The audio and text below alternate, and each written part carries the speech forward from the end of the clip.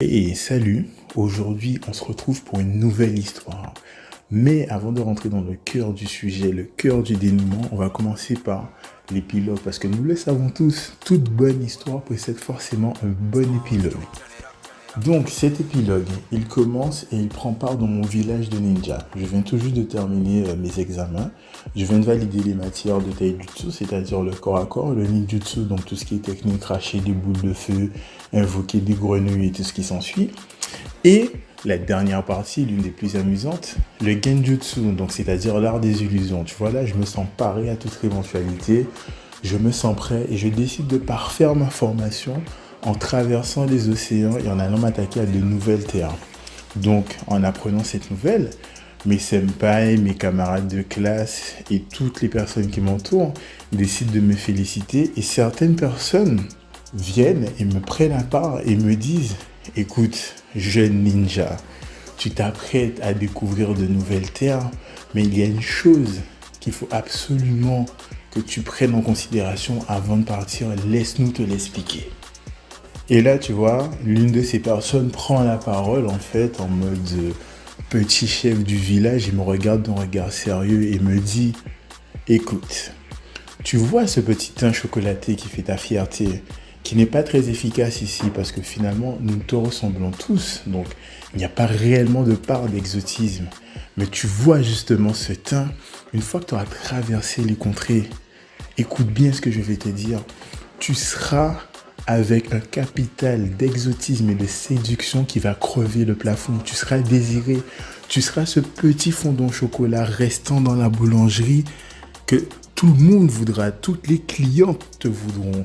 Parce que tu seras le seul à posséder ce goût, cette couleur et cette texture qui font de toi ce chocolat fondant unique. Et tu vois, là, je me suis dit, waouh!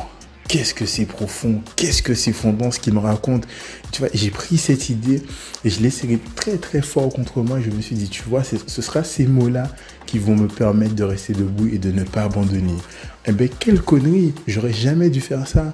Et au moment où il m'a raconté ça, tu sais, j'aurais dû me rappeler d'une règle fondamentale qui est la suivante. C'est-à-dire que 0 fois capital exotisme ou alors 0 fois capital séduction, ça fait 0, ça fait absolument 0. Je vous conseille de ne jamais oublier cette règle.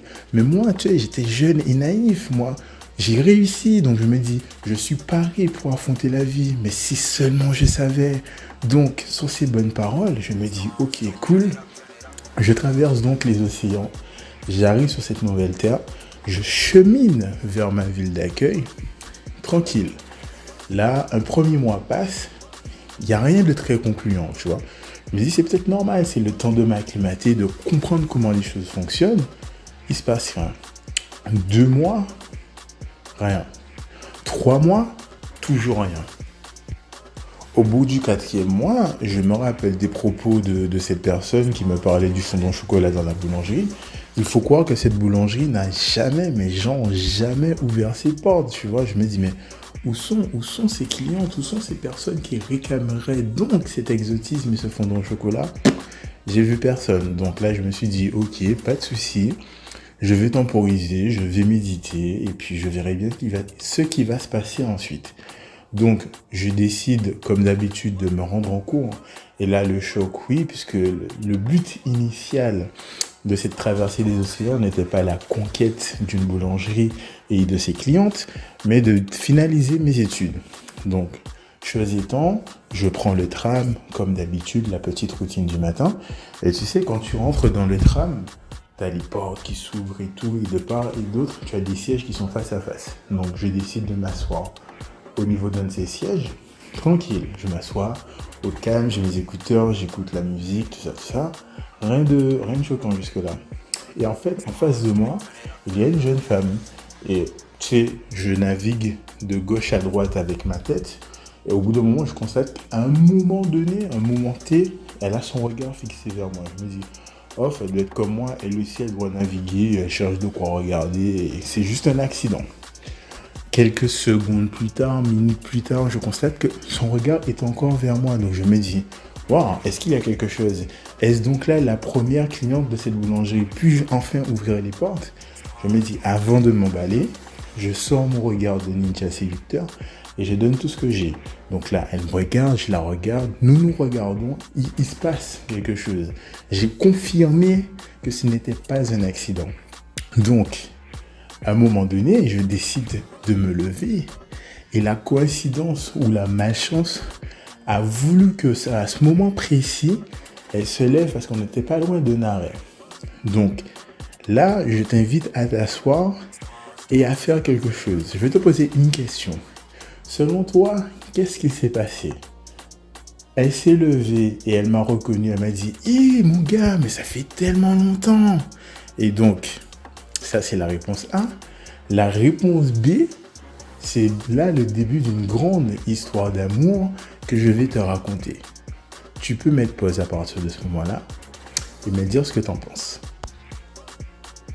Donc, j'espère que tu as bien noté ta réponse parce que ce n'était ni l'un ni l'autre, c'était la réponse C. Et qu'est-ce qui s'est passé dans cette réponse? Elle a mis la main dans la poche intérieure de son manteau, elle en a sorti une paire de lunettes. Jusque-là, me diras-tu, rien de choquant.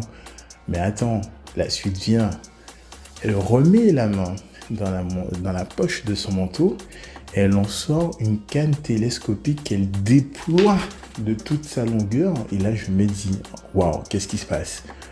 Et là, en fait, c'était tout simplement une jeune femme aveugle. Et là, tu me crois ou tu me crois pas?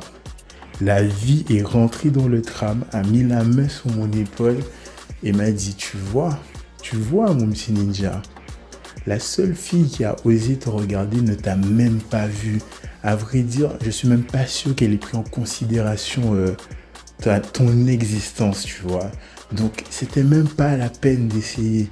Et là, je me suis dit, waouh, la vie est dure. Elle m'a mis une putain de balayette. Elle n'a pas attendu un octogone ou un contrat pour me montrer que la vie était dure. Et là, j'en ai pris pour mon grade.